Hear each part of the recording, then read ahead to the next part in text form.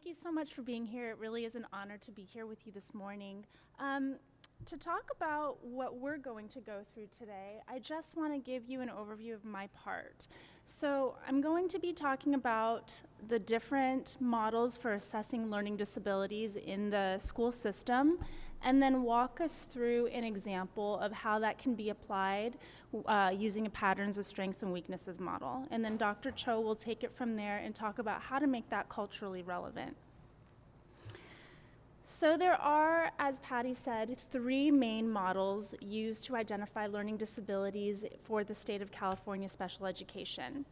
We have our traditional discrepancy model that everybody knows, and that's kind of, coined the wait to fail model, because basically you have to wait until there's a big enough discrepancy or a big enough difference between a person's IQ or cognitive abilities and their academic skills. Then there is, as she said in the 2004 reauthorization of IDEA, the introduction of alternative means for identifying SLD.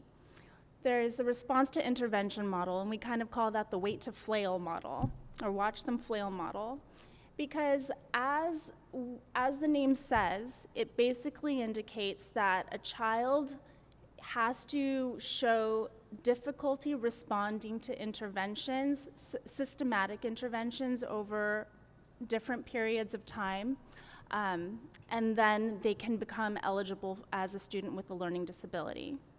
And then last, we're going to cover the patterns of strengths and weaknesses model, which really is a nice model because it explains why students struggle. So it explains how is their cognition and the way that they think directly related to their academic skills and application of skills in real life. So just to tap a little bit into our traditional models, for those of us who are not familiar, when we talk about the discrepancy model, it basically says that there is one or more psychological processes that impact education. So here they are listed there for you: attention, visual processing, auditory processing. They added phonological processing recently, sensory motor skills, and then the nebulous cognitive abilities that we'll talk about.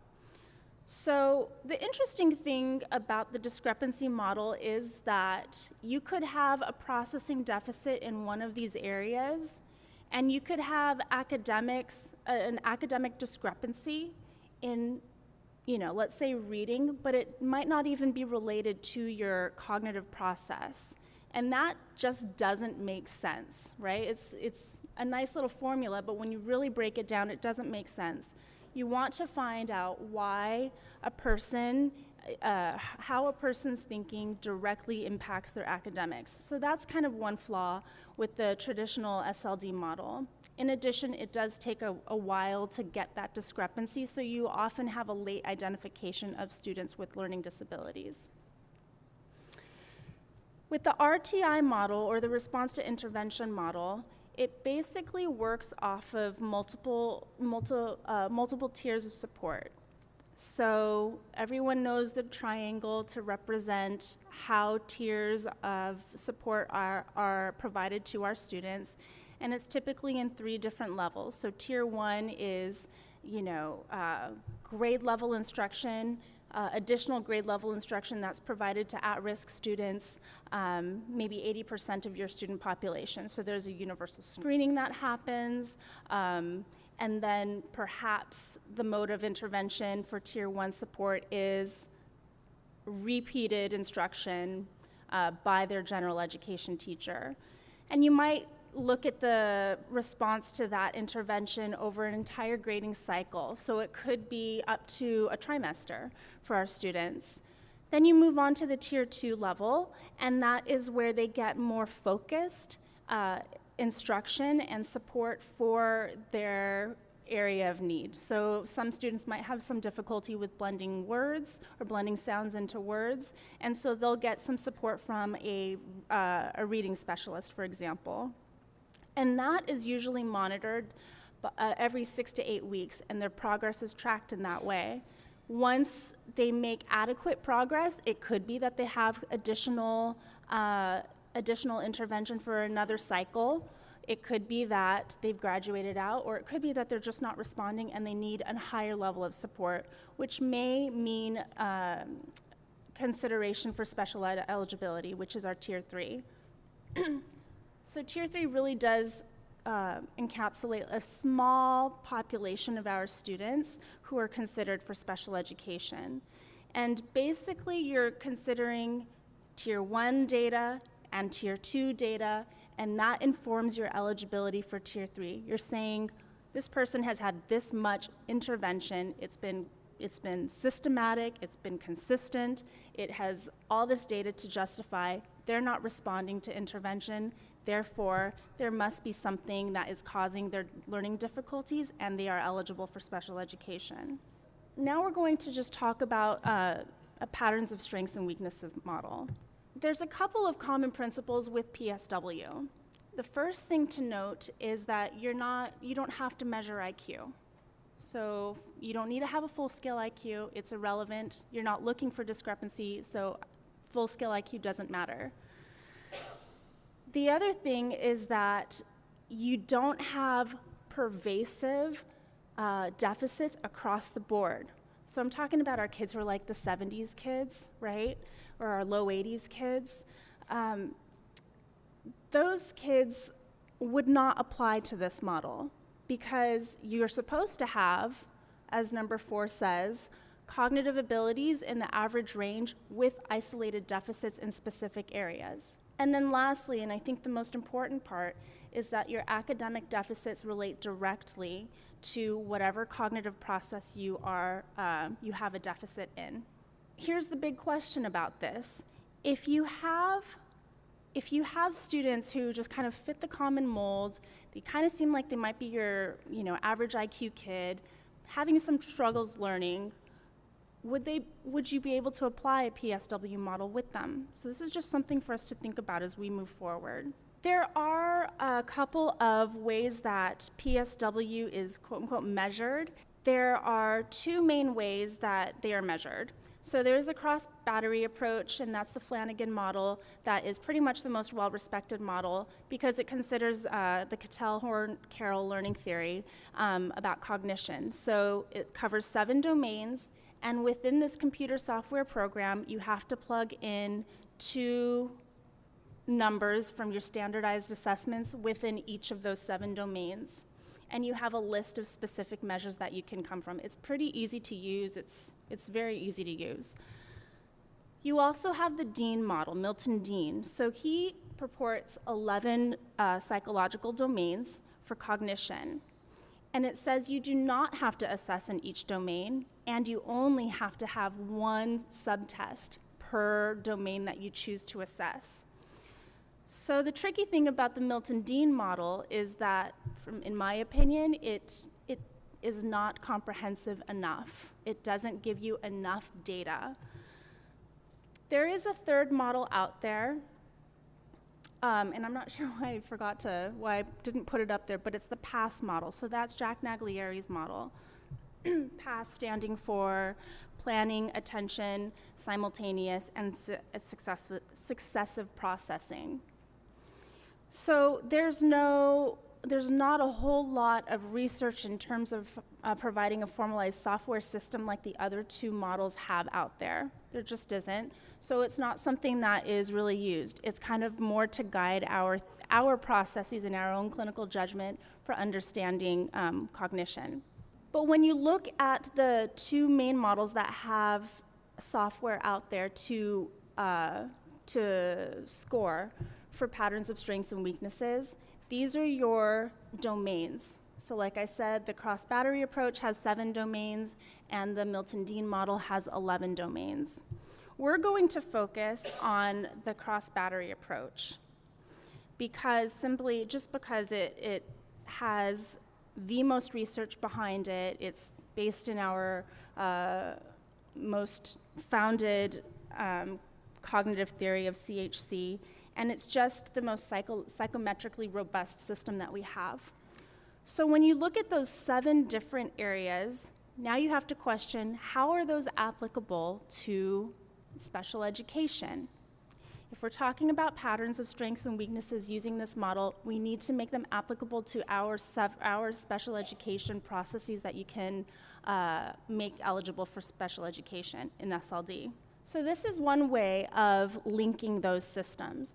On the right, where it says California Education Code processing areas, you'll see all of the different psychological processes that are within the California Ed Code and how they relate to the different CHC domains. You'll see that there are a couple of outliers, like the cross-battery approach has processing speed as a main domain, and California Ed Code does not have processing speed as a main domain, but they do have attention. So, like Patty said, in 2004, there was that revision that allowed for alternative means of identification of SLD, and I just want to give you guys some numbers out there to justify for your schools and your school districts how it is that you can use something besides the discrepancy model. So you have California Ed Code here saying that you're not required to use a discrepancy model, you can use RTI. And then you have the California Code of Regulations saying that, yes, you can use the discrepancy model between ability and achievement, but it's really nice to know that if standardized assessments are invalid or inapplicable, then you can use alternative means. And this is really important, not just for our classic SLD population, but this is applicable for our kids who have developmental disabilities. This is applicable for our kids who have different cultural backgrounds.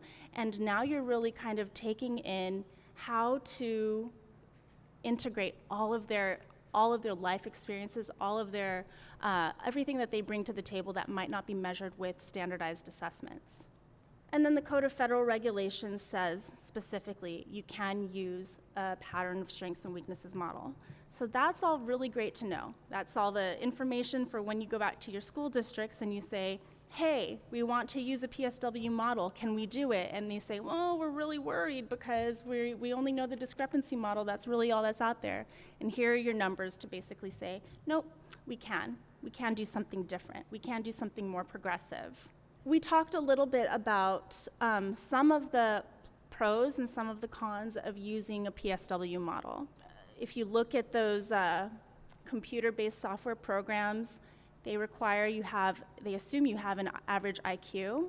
They're restricted to specific assessment tools, and you have to plug in numbers into this computer software system, so it really doesn't allow for integrating other information, anecdotal information, clinical information. And we know that interviews and observations are very, very important to understanding our students. So how can we make sure that we give them equitable assessments, all of them? One model that we're going to propose is Diagnostic Center of Northern California's model of alternative assessment using a pattern of strengths and weaknesses. And it says that standardized assessment is equally as important as non-standardized assessment. So you're going to use your clinical judgment to weigh in all the information you gather from families, from teachers, from your own informal assessments with your students, playing games, watching them on the playground, different modes of interaction, and also using their work samples. And all of that should carry equal weight to standardized measures. And if we're really trusting our clinical judgment, it will. So again, we're just referring back to the slide to say there are still some main domains that we're covering, but we're going to be using alternative ways of assessing all of those different domains, both standardized and non-standardized methods of assessment. So now I'm going to take us through an example of how you can do that with with a student. So let's just say we have a second grader. It's June of the school year. People are starting to panic. She can't read. She has great memory of sight words. She inconsistently remembers sounds of the alphabet. She's had lots and lots of Tier 1 interventions since October, and her home language is Mandarin. So remember all of that as we move forward. This little chart is something we're going to refer to as we go through, and it takes all of those California Ed Code domains and just lists them in the column on the left. And like I said, we want to equally weigh our standardized and non-standardized assessments, so we created columns for each of those areas: interviews, observations and informal assessment, standardized assessment. And you'll notice that there's an arrow at the top of your chart. That arrow is something to reflect a way you might want to approach doing your assessments with your students. So gathering information first from the people who are most relevant in the student's life is really important. And then you can use that as a basis for determining what is missing here. What kind of informal information do I need to gather through my interactions with the student? And then if that's still not enough, what standardized assessment can we use to corroborate all of that information? Simply because there's not enough space on the PowerPoint, I'm just going to go by them row by row, right? So PSW does not require intelligence. I just put that up there as a reference for something if we do happen to measure IQ for our kids.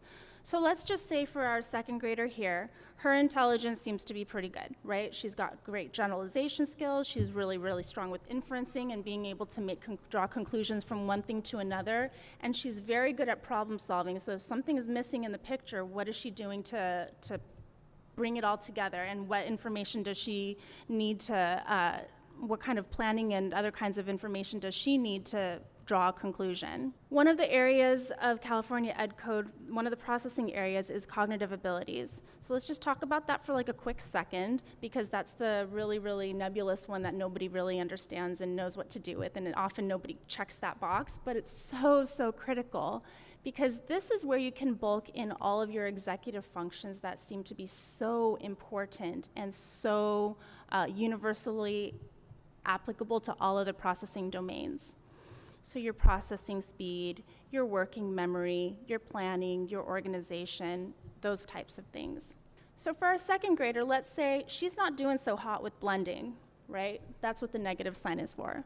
She's not doing great with blending, which means, does she have some difficulty with sequencing? Is she having some difficulty with working memory and being able to tie in letter or sound 1 with sound 2 with sound 3?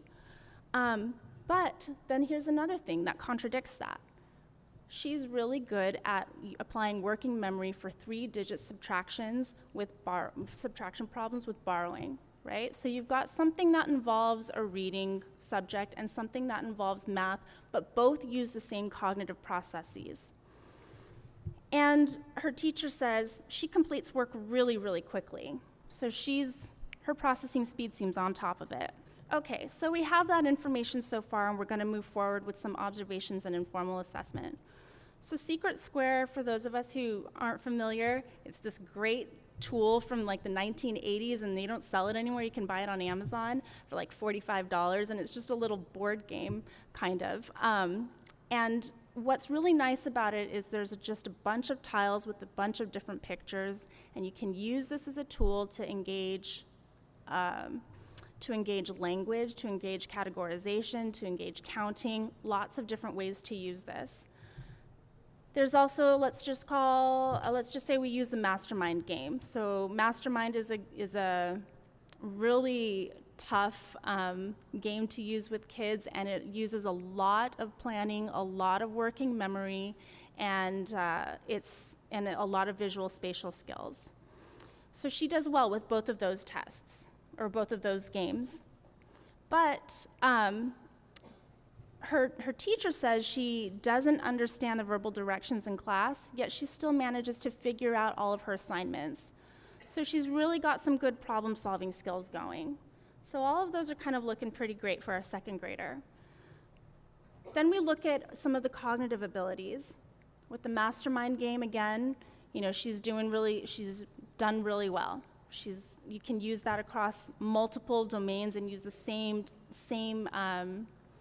game, form of observation, or even standardized assessment to look at multiple different processing areas. Because that's the thing. All of our tests, they say, okay, this test looks at this cognitive process, but the reality is sometimes it looks at more and sometimes it looks at less, and we have to rely on our clinical judgment to guide our decisions about how is that true and how does it all link with all of the other tests. So Going back to our second grader and our informal assessment of her cognitive abilities here. She does great with Mastermind, but doesn't do well with 20 questions. Well, okay, so that's starting to link up, she's having trouble with reading, maybe she's having trouble with understanding the verbal directions we've talked about, but she can do really well when she has the visuals in front of her. So our conclusions for those domains is she's got strong fluid reasoning, nothing we need to really formally assess there. And we don't suspect any kind of cognitive abilities deficit or executive function deficits because things are really inconsistent for her, right? Most of the things she does really well on, but the one thing she doesn't do well on is something that relies on verbal processing, and we know that she's a second language learner. So for our next two domains, you have the visual processing domain, and that can include memory. People often wonder, where does the memory go? Where does memory go? But memory can go under each of the other domains, like visual processing memory or auditory memory, etc. So for visual processing, she does really well, right? She's got some strong visual spatial skills with puzzles. Her teachers say she remembers. She draws really well. Her parents always say she remembers routes. She can tell you specifically how to get from her house down to Toys R Us, and they're 3 miles apart, and she knows exactly which way to turn. Her parents also say when she goes to Saturday Mandarin school, she knows 100+ characters. So she's got some pretty strong visual skills and memory skills there. As for auditory processing, again, her teacher says that she's not strong with multi-step directions, but her parent says she's great with multi-step directions, probably at home because they're using Mandarin, her first language. And her parents also say she knows the meaning of all of the Mandarin characters that she writes.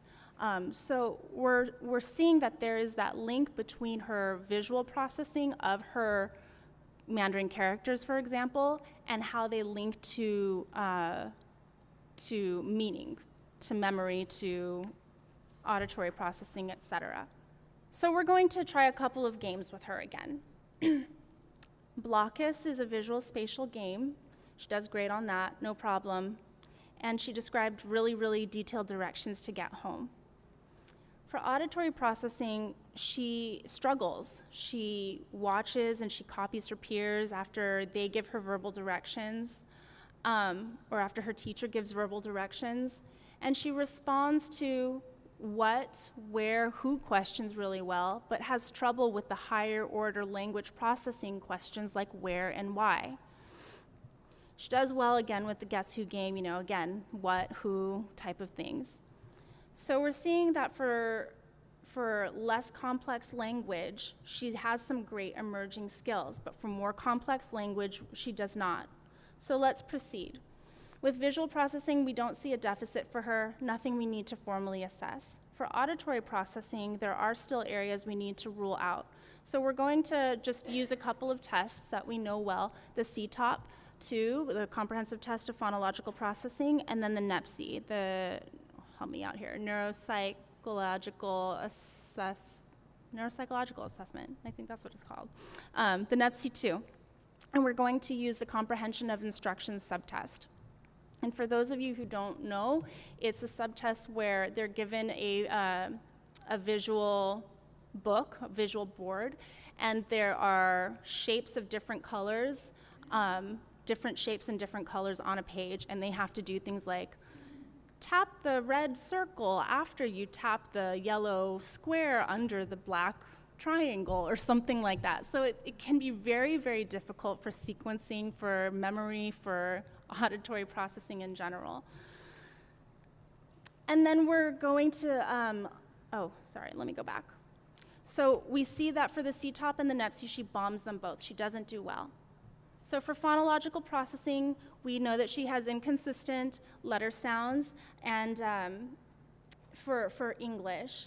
But we also need to consider that her parents say Mandarin is a tonal language. So we're not used to identifying letter sounds, we're used to identifying tones.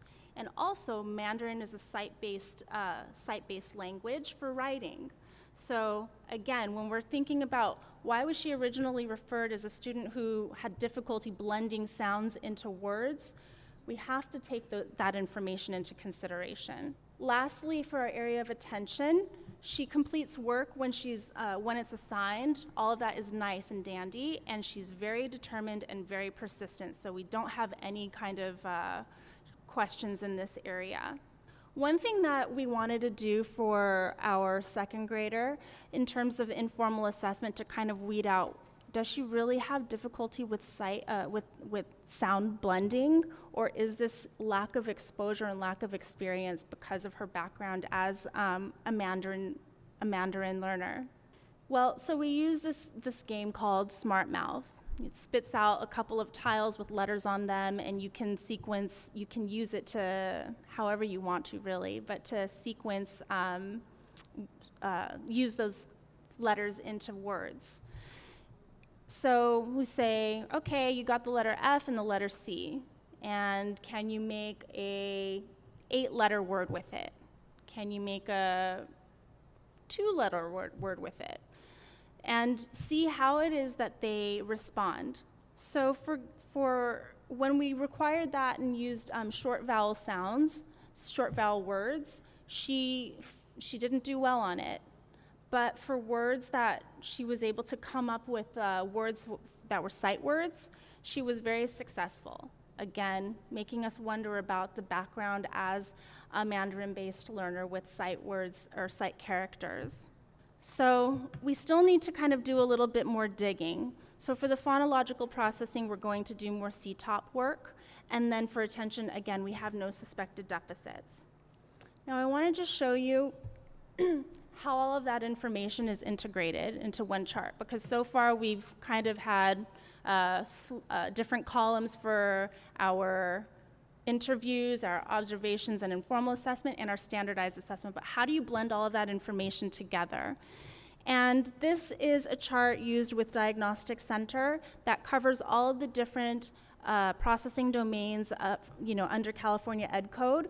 So you can see those on the column on the left, and then in the second column is how all of those more narrow areas are broken down within each processing area. So for example, visual processing consists of skills like pattern completion, spatial analysis, part-to-whole reasoning, visual memory, etc. A significant strength refers to something that is above average, and then a relative strength refers to what we normally considered average, low average. And then our significant weaknesses are just what we usually consider a significant weakness, which is borderline and below. So for our second grader, what we found is this. When we combine all of her information and all of her data, it basically says that she has a ton of relative strengths, and then depending on the language that she is learning or she's using, auditory processing and phonological processing can be considered either a relative strength or a significant weakness. So what does that really tell us? It tells us that we really need to use an alternative assessment model for assessing SLD, because if we're seeing that inconsistency between her relative strength and significant weakness across areas, depending on the language, then we're probably not really seeing a true learning disability. So to review, our PSW principles state that processing and academic deficits must link, and that standardized testing is used to identify, in this case, auditory and phonological processing deficits. And those directly impact her decoding, reading comprehension, and math comprehension. So that's based on standardized testing. But for her, we also need to consider the other cultural pieces for her. So we need to know whether or not those deficits are pervasive across all environments, and for her, they're not. She has some relative strengths in the same processing areas. She has significant weaknesses depending on her environment and her language exposure. So the non-standardized assessment indicates there are no processing deficits. So therefore, for our second grader, we're saying that standardized assessment is best used in conjunction with the non-standardized assessment to make sure that we are able to get a comprehensive picture of our students and also be careful not to falsely identify our students with learning disabilities who just might be learning in a different way or through different capacity. So now Dr. Cho is going to continue and talk about what the cultural impact is on identifying SLD. Okay, what Natalie explained to all of us is as the strength-based, pattern of strengths and the weakness, as an alternative assessment. So I am going to color with the cultural factors as well as linguistic factors. Okay, ready to take a journey with me? All right. Okay.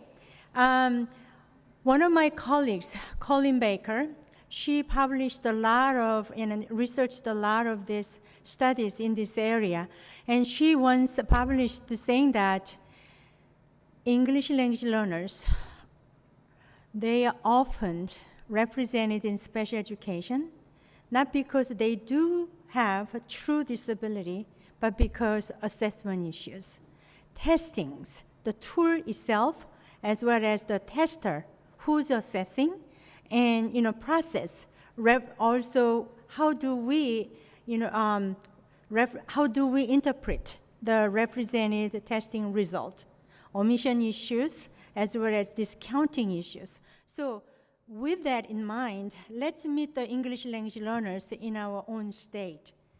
What do you think, how many ELs, and what are the common top 10 languages in California?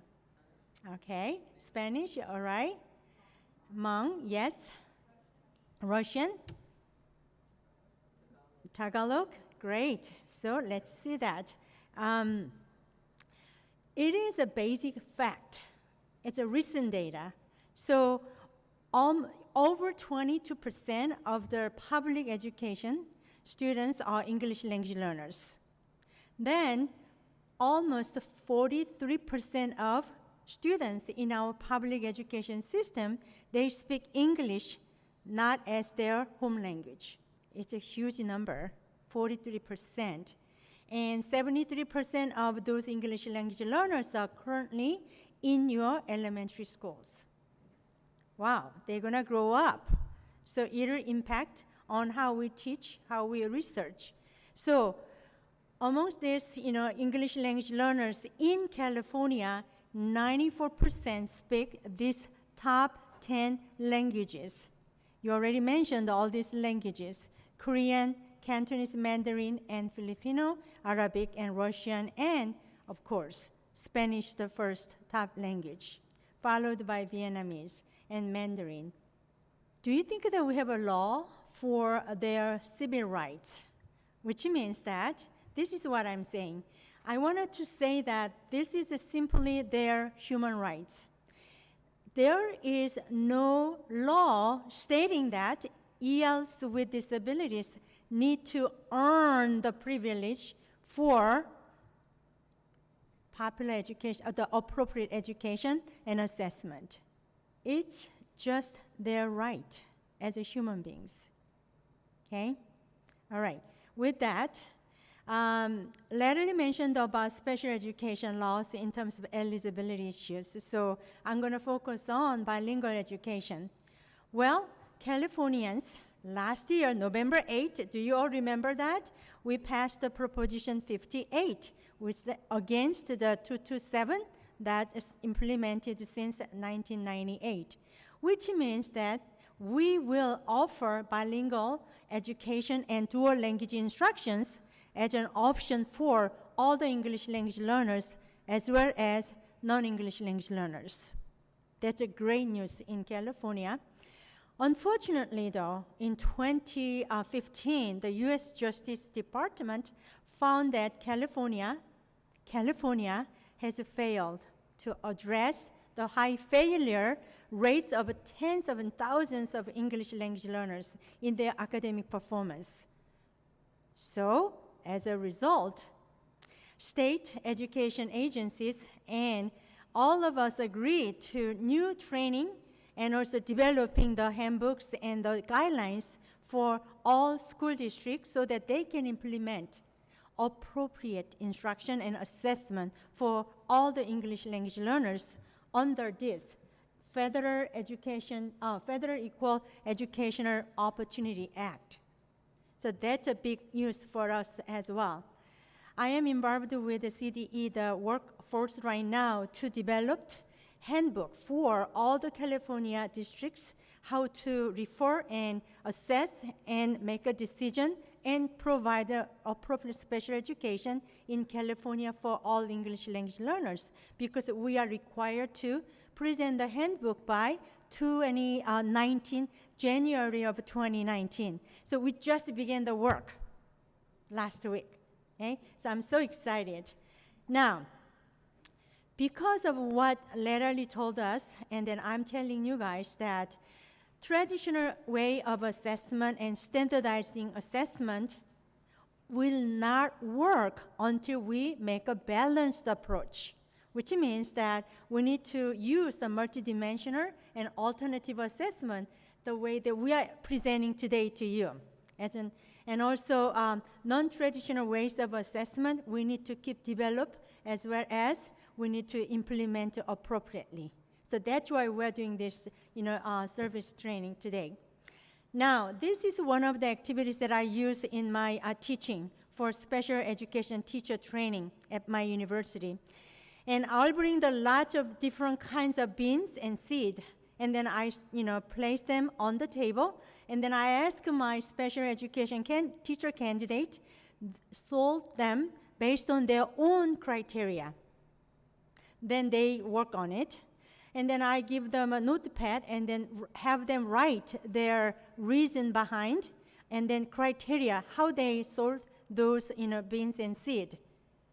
Okay, after that, most teachers and most mainstream American teacher candidates, their sorting methods are based on different sizes, small to big, or colors and shapes. Or sometimes they sort based on the seed first and then beans, and vice versa ways. I did this same activity with the families, especially Asian families and some of the Mexican American families and Latino families. This is what they are using as a sorting method, which means that they sort these beans and seed that easy or hard to germinate and grow together or separately, or they need more support or not, or they will grow in the winter or summer based on the season. And also they grow as a plant for medicine purpose or tea. Very different ways to sort even simple seed and beans. Why is it significant for us as an educators and assessors? Well, it means that standards based on the cultural background define official knowledge that they will bring to you.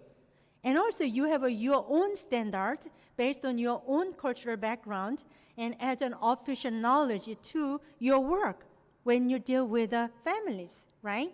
So we have to value each other's knowledge, and we have to also value that who has a power in the group based on the cultural groups. Because, a certain culture, they do have a grandfather make all the decision. Some cultures, they also, grandmother and mothers. With our father's authority, they can make a decision, final decision at their IEP eligibility meetings.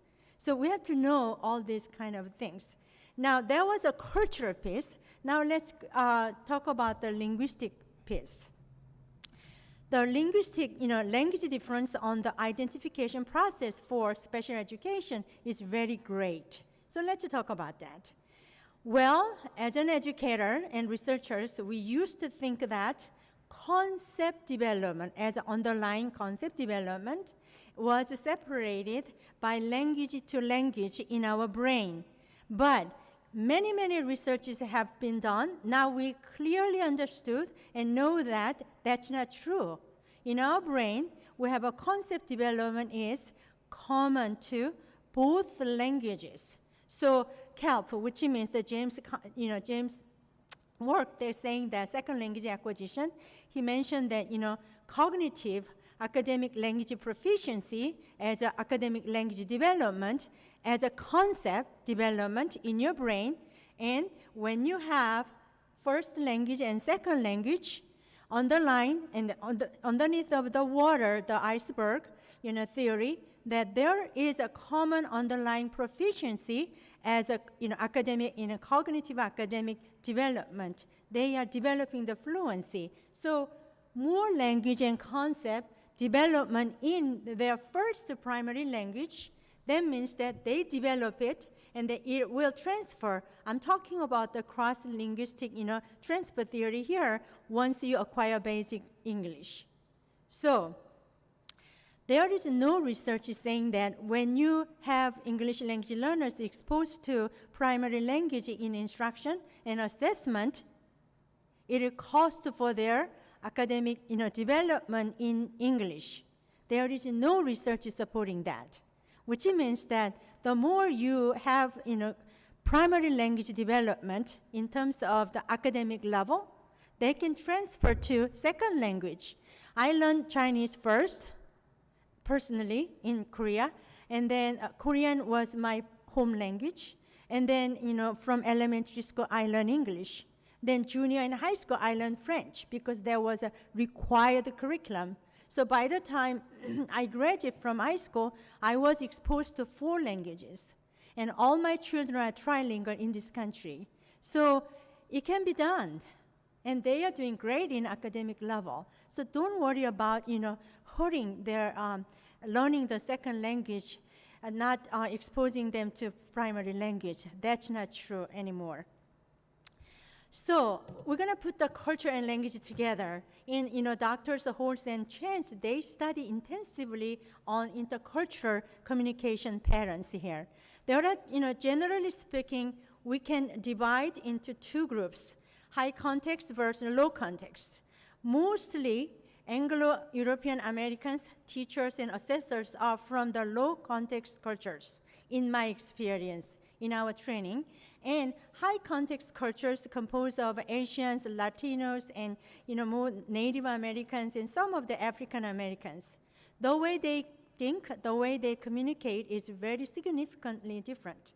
So which means that high context culture, they rely on the context.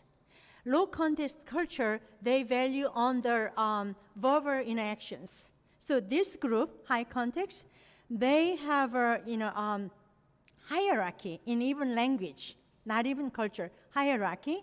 And a low context culture, we value the egalitarian. So big difference.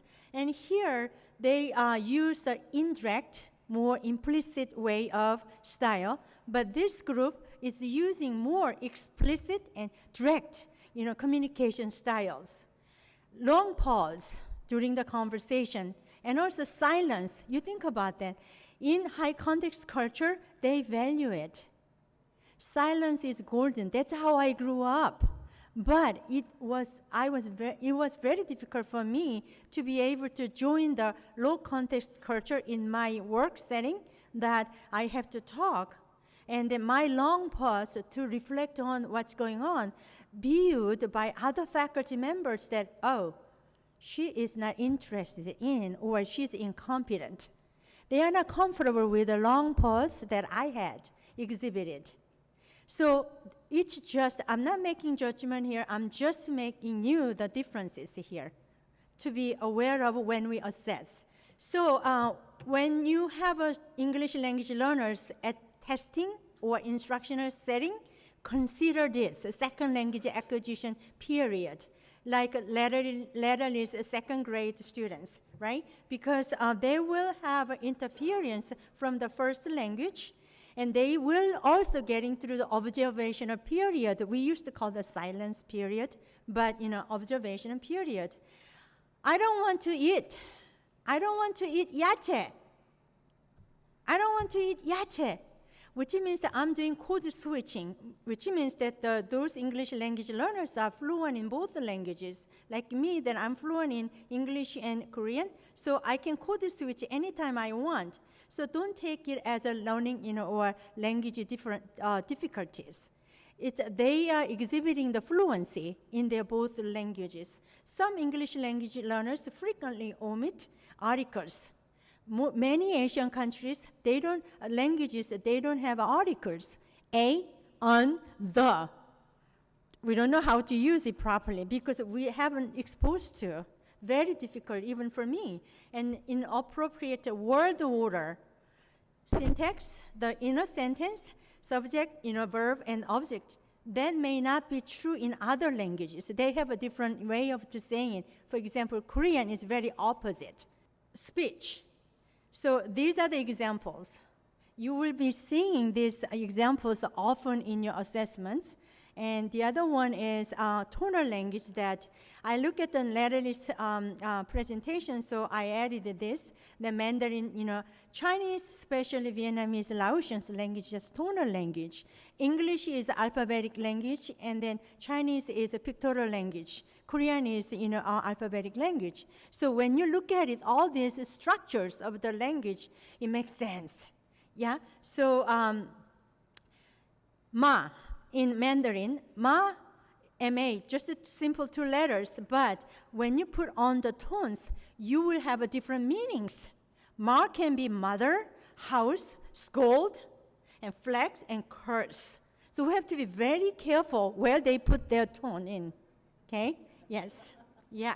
And prosody, rhythm. So some of the students during, reading lessons, their sound may be choppy or monotonous. Like Korean is a perfect example. We don't have tones. So monotone. 나는 오늘 집에 간다. I'm going home. 나는 오늘 집에 간다. 비가 온다. It's raining right now. There is no intonation. So for me, it was very difficult to learn the intonation of the tones in English. I have to make an extra effort to do that. And double negatives. Frequently seen most, a lot of, English language learners, and also misuse the pronouns. He said, it should say that she said her husband, but he said. So pronoun is very, very difficult.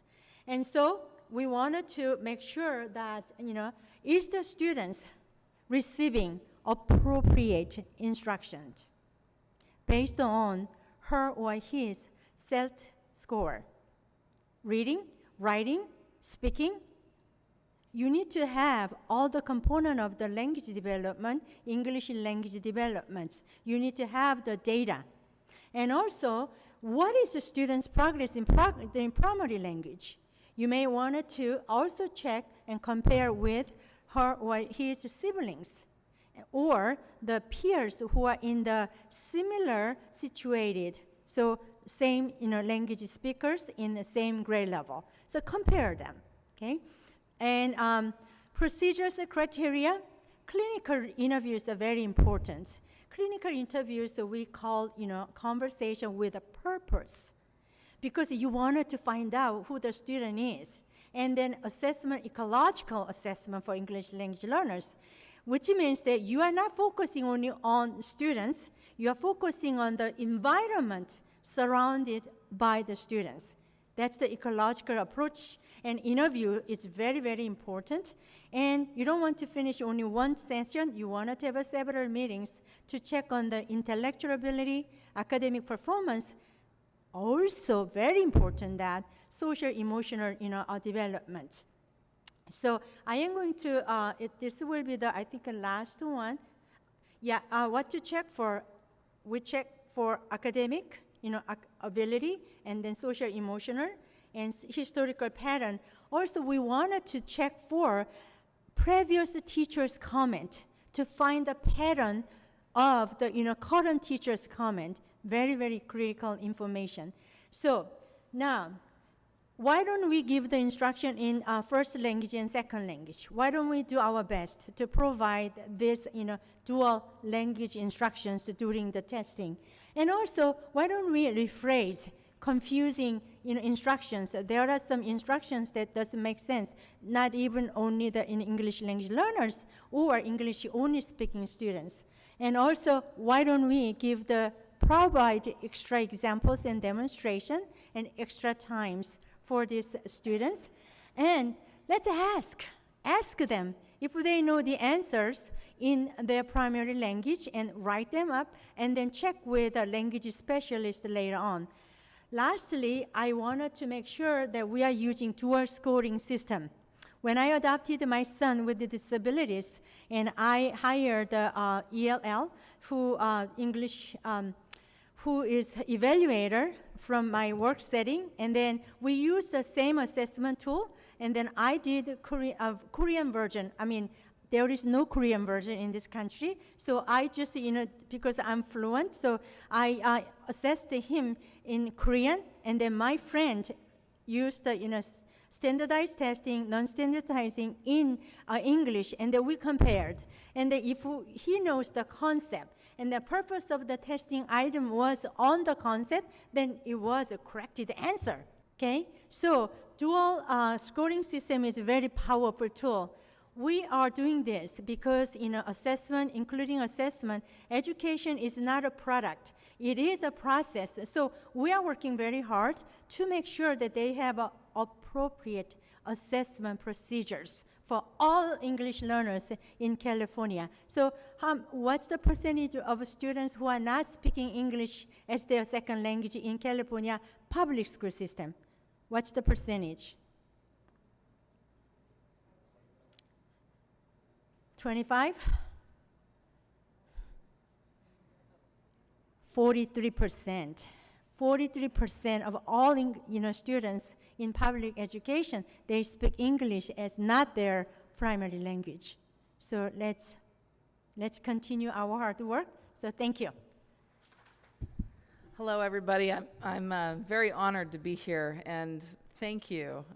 I've learned a lot just listening to two of you speak and share your thoughts around PSW. The intent of my piece of this presentation is to really look at what is the SELPA's role when rolling out something new like this. This is relatively new. We know what it's stated in the law. However, how do we take something like this and take it to scale across the state of California? So that is primarily what I'll be focusing on today. All right, so here's kind of the outcomes, again, to provide a brief description to you of what special education local plan areas are. That's the acronym SELPA, okay? To clarify the role that we play, and then also to identify how we serve as drivers in the implementation process. There's over 1,000 school districts in the state of California. And when you think about how special education, it being a very essential piece of our public education system and private education, all of it, we need to acknowledge the fact that because there were so many districts and so much information that's critical and important that needed to be disseminated and implemented, the state of California back in 1977, and I'm just going to go to the next slide, decided, hey, we need to cluster some districts together so that we can make sure that any child with a disability, regardless of whatever type of disability, will get access to services, okay? And so you may find a SELPA that is organized just one district because they're so large and they have the capacity to be able to put together multiple programs to meet the needs of all students with disabilities. However, that's not the case when you think of little tiny districts up in rural areas of California. They don't have access to all of that. They don't have the fiscal resources or the manpower to be able to meet the needs of the kids. So hence the need for our state to cluster districts, regions, services all together in different places around the state known as SELPAs. So if you want to know more, you can come talk to me. I'll go in detail with you. There's right now approximately around 135 SELPAs in the state of California. So here's the different types that I was just describing. I'll let you look at the slide. If you see one SELPA, you see one SELPA. because it depends on the region and how many districts or how many players are at the table when you organize a SELPA. So if you have a child and you're a parent in the room, and say you had a child identified in a very urban SELPA, and you had rich resources, and then you move because your family moves, because maybe there was a job transfer, and you go to a different place and you think, well, gosh, but in San Francisco I got this, but now I'm in Reading, and why don't I have this?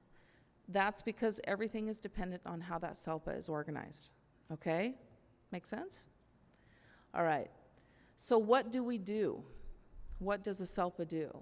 Well, again, LEAs, they come together, they decide how they want to organize themselves around how they will provide services for children with disabilities.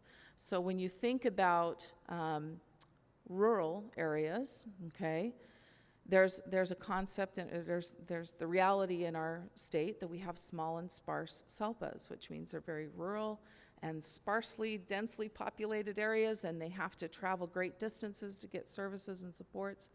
It's different than when you're in a real urban area, such as Southern California, Bay Area.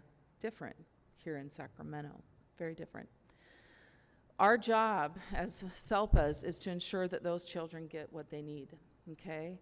So we work closely with our districts in identifying what those needs are, and we also work in helping implement and initiate new ideas and innovative ideas. So we support innovative implementation, and how we do that is we work collaboratively with our districts to identify what are their needs, okay? And based on that information, then we take that and we move forward into thinking, okay, how do we want to roll this out? Who do we want to bring to the table to help us meet this need in our area? How do we move forward with gaining the right information, pairing it with the right research, and then putting it into play? So SELPAs, we contribute to that.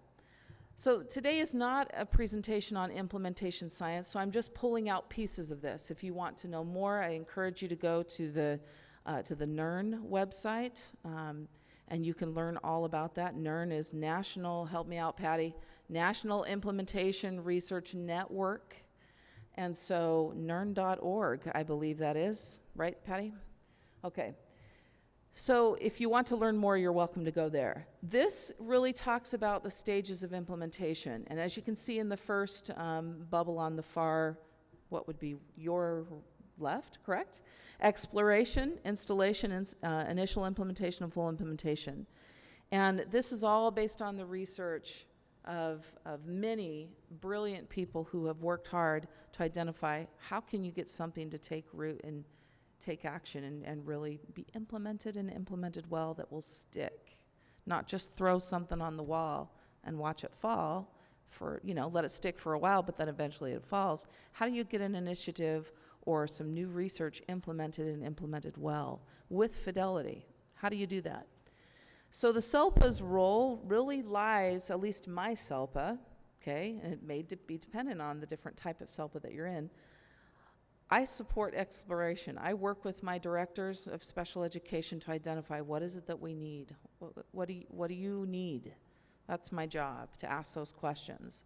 Based on their feedback, that's when I make the decision, okay, and with their input, what do we need to bring in to be able to learn? PSW was very much on the list when I entered Yuba County SELPA. That was something that the school psychologist wanted more training in and wanted to understand, because we knew that the wait to fail model was not working and not best for kids. So I brought in speakers, and we worked on that. Installation really comes into play when we started talking about what training can we have, how do we want to make sure everyone's getting trained appropriately in PSW. They need to select which model. As you heard, there's different models out there. Which one are we going to select as a SELPA? What will we agree to across the SELPA of what we want to do? And so I'll get to that in a minute. And then initial implementation and full implementation really lies at the district level and at the school level, okay? When you think about drivers, when you think about, how do you get something moving, I want you to first pay attention to the competency drivers. That's what I was talking about earlier. What training do we need to bring into play? How are we going to even select which trainer we want to have come to us, and the content? And then what coaching needs to be in place to make sure that that's well done and done well? Then you think about the organizational drivers. What systems do we want to put in place? What intervention needs to happen to make sure that the system of the new evidence-based research or the practice that you're going to introduce, that it's working well? You need to have a facilitative administration. You have to think about decision support, supports that will be in place. What data are we going to be looking at collectively to be able to understand that this is going well? And then, of course, the leadership drivers, your technical and your adaptive. So our story in Yuba County SELPA was I joined their SELPA in 2015. And at the time, my initial steps were I needed to understand what was needed. And as I went around to each of the directors, I asked them, what do you see are the great areas that we need to focus on? And one of the things, as I visited with Toni and others, was, hey, we really want to work on PSW implementation. We need to really do this for our kids. And as you can see, these are kind of some of the steps that I followed with implementation science in my mind. How can we move and start thinking about making this initiative take root? So after I interviewed, you can see our largest LEA, which is Toni Vernier. You're going to hear her next. We began to explore the patterns of strengths and weaknesses models. We brought in, I made inquiries across the state. Who does this? Who offers training in this? Who would you recommend? And Ventura County SELPA had done a lot of work in this. And they had a trainer by the name of Jenny Jones-Ponzuric. I think I put her name backwards there. I apologize, Jenny, wherever you are. We made the decision that's who we wanted to bring in. A couple of the psychs had seen her present at a different location, and they really appreciated her knowledge and her expertise and really wanted to learn from her. So we brought her in. We organized the professional development and put that together. We offered the training to all of our districts within our SELPA, and we also opened it up to surrounding SELPAs such as Sutter County, Butte County, others to come in and learn with us. And as we moved forward with that, we then, simultaneously to the trainings that began to start happening, I then asked school psychologists in my SELPA to come together and form a collaborative and have that dialogue and talk about what we can do to improve things and look at what we need to do better. And as we did that, we then came to a place, and this largely because of Toni and her psychologist, really helped crystallize which model we wanted to adopt. And as it came out, we adopted the cross-battery model because of the amount of research, and Toni can share with you a little bit more about that. But bottom line, the SELPA plays kind of an invisible role, but a very critical role. And I'm very thankful for the opportunity that I have to serve in this capacity, because we want to do what's best for kids. And sometimes you have to have people in the background pushing the handcart forward so that those pioneering efforts can go forward. And we're happy to play that role. And it's an exciting role to play. So with that said, I'm going to turn the time over to Toni, and she can share the rest of the story. Hello. Who is in the room? Teachers, parents? Can I get hands raised? School psychologists? Oh, good. Okay. Directors? Nice. Okay.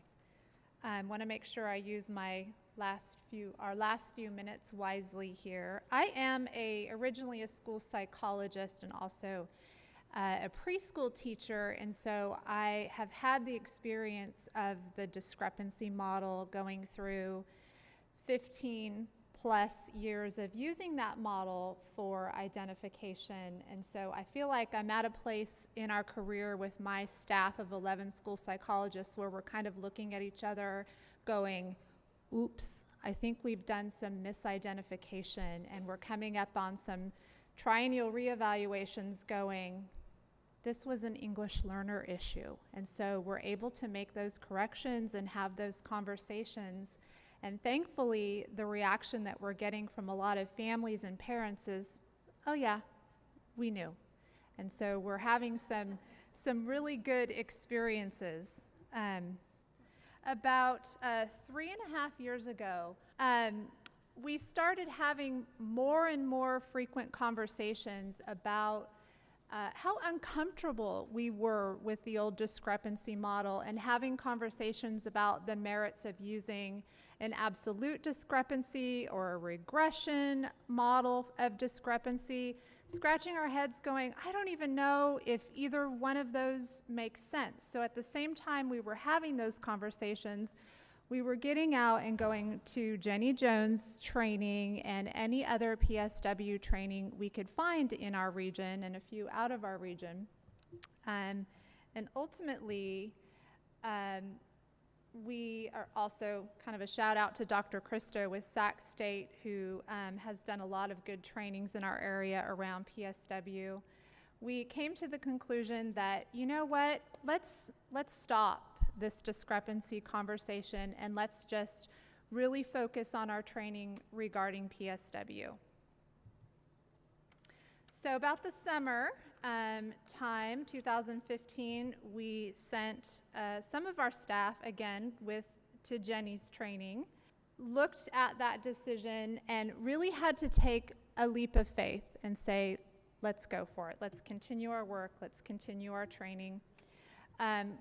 So at that point, took a hard look at Ventura County's model. They have done the majority of work and were really a county that stepped out first in the state of California and pulled a great deal of research together in regard to PSW. So I have to say, wherever you are in your journey, if you can take a look at what's been done in Ventura County, it'll save you a lot of time. They have a lot of great stuff online that they're willing to share. In regard to our implementation, we really felt that we needed to have all of us on board and feeling positive about the change. And we had some of our more veteran school psychs who, and I would fall into that category, who were pretty nervous because discrepancy formulas is what we knew. And so it took a little hand-holding, I guess.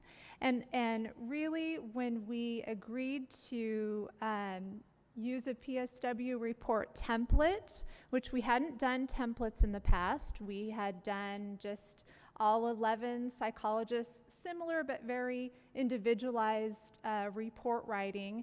So we decided that at least for the initial implementation of PSW, we would need to come up with a template, and that we would continue on with the training efforts. And then we would also develop kind of a coaching, mentoring, one-on-one assistance type of model for each other, for the cross battery and for XBAS. Once we did decide to use the XBAS program, and I'll go back just in a minute about why we made that decision, and everyone has touched on that briefly in some way already. We had a team leader, and that's my little shout out to Ryan. It really helped us because there were 11 psychologists on our team to have someone who was really a leader in terms of research and training and coaching. And Ryan, in a way, was that person on our team, and I think was a real key in making this happen. And I mention him because we are actually doing a little bit of work together with other districts to support your implementation. So we, again, Ventura County did a lot of this great work, so we were able to adapt their report template to match our local needs. And then Dr. Ortiz held another training in our region, and he wherever you are in your journey, he's one that can come into your district, or you can attend one of his trainings, and he can really fine-tune in detail your understanding of PSW and give you some final tips and hints on how to take your next steps. So June of 2016, right after we broke for the summer, I, as a director, was able to add some days onto my psychologist calendar and have them continue for a couple of days to really work together to share all of the research around PSW.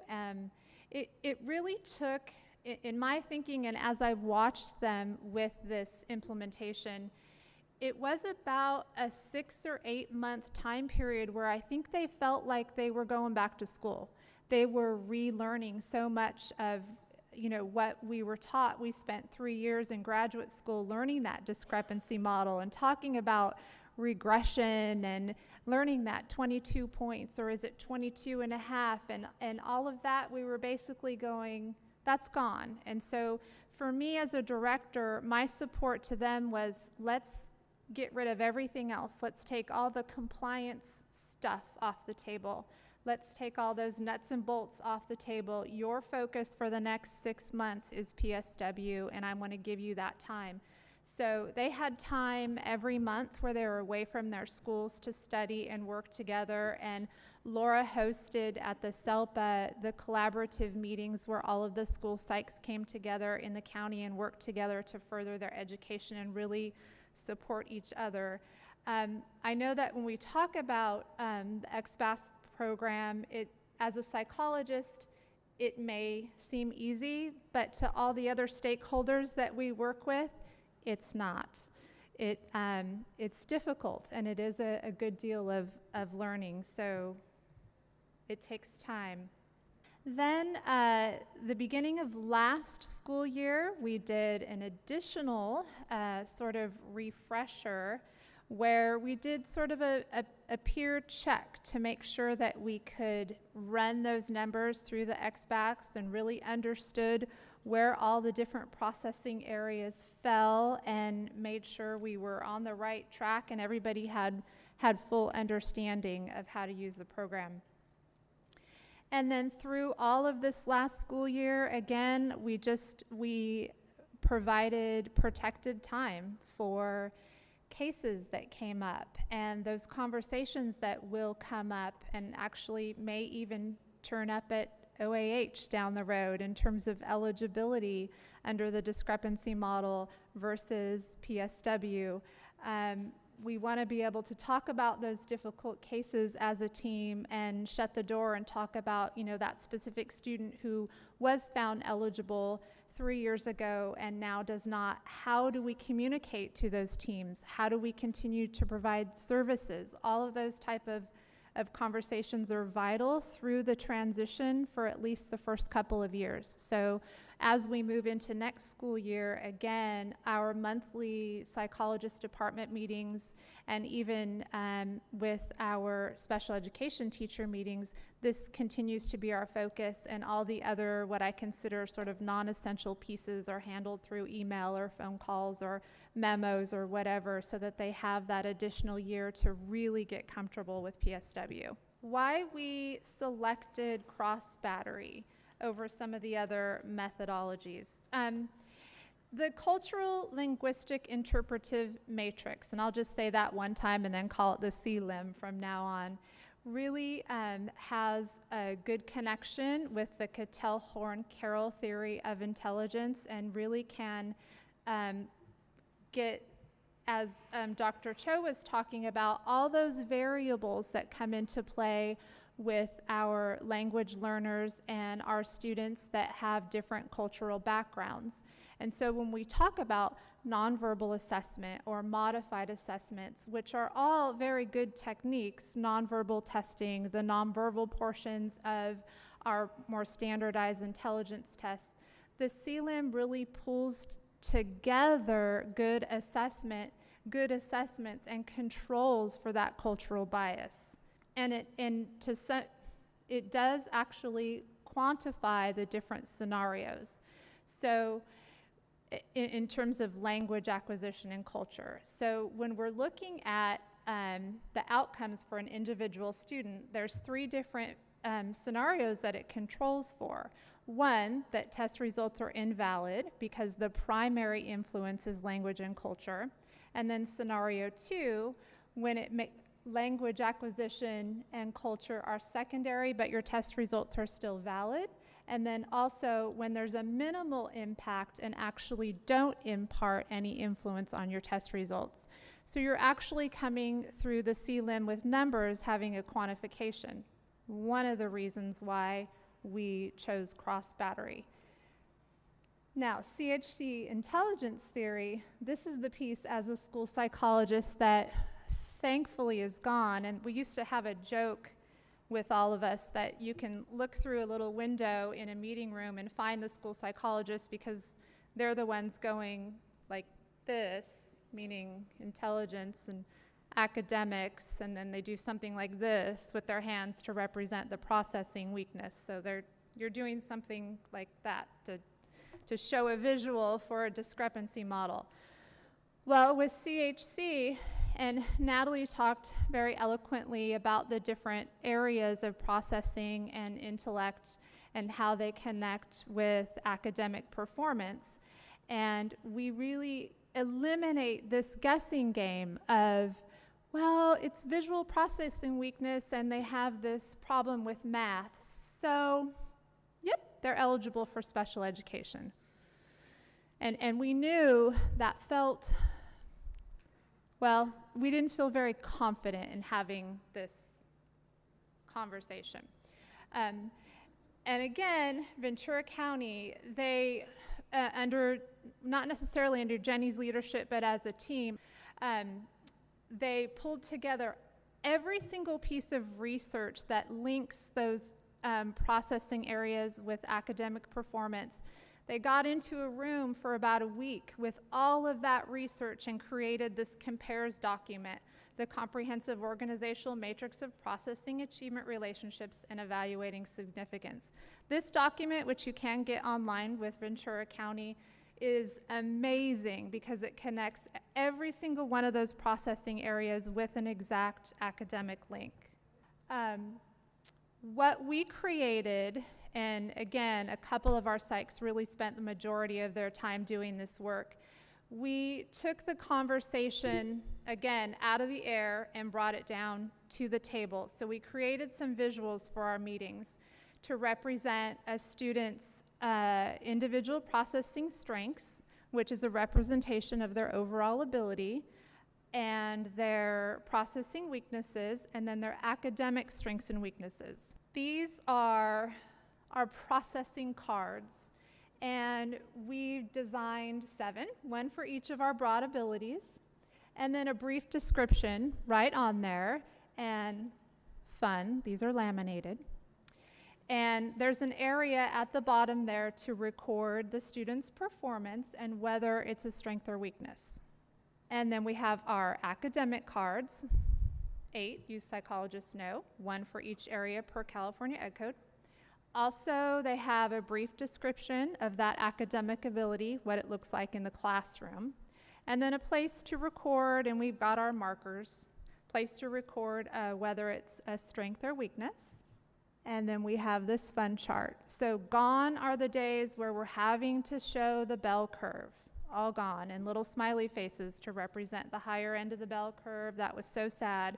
And faces to represent the lower end where we were having to describe what IQ looks like. We use the dual discrepancy consistency pyramid so we can clearly show visually to parents, teachers, everyone on the team, the relationship between the overall academic ability, performance, and the processing weakness. When we put it all together in meetings, and we actually used this as a training tool where I role-played the parent and the psychs presented test results to me, and it's a really powerful tool. So if you're at that place to fine-tuning PSW model to move to full implementation, It's really powerful and good for understanding to do a video of that and use that as a training tool for all your IEP teams. So your strengths of your student go on top, obviously where it says overall ability, and you have your scores right there for your parent to see, or your whole team to see. Processing weaknesses in your lower left, and then your academic weaknesses in the lower right, and you have your connections obviously right there to refer and show your team how you're really using this to guide your conversation regarding specific learning disability and then regarding eligibility for services and supports. So our outcomes, and this would be a whole nother presentation, but this is the big part for our district. We've had full implementation for 1 year now, and the biggest sort of qualitative difference for us is we have so much more confidence in our skill and ability to make these decisions. So much more confidence than we did with the discrepancy model. Parent and teacher friendly, meaning when we get that visual out, we actually have parents understanding exactly what we're saying. They're not walking away going, huh? Okay, wait, my kid's gonna get help, right? They're understanding specific learning disability as much as the other members of the team. And so that is huge and a really powerful impact across our district.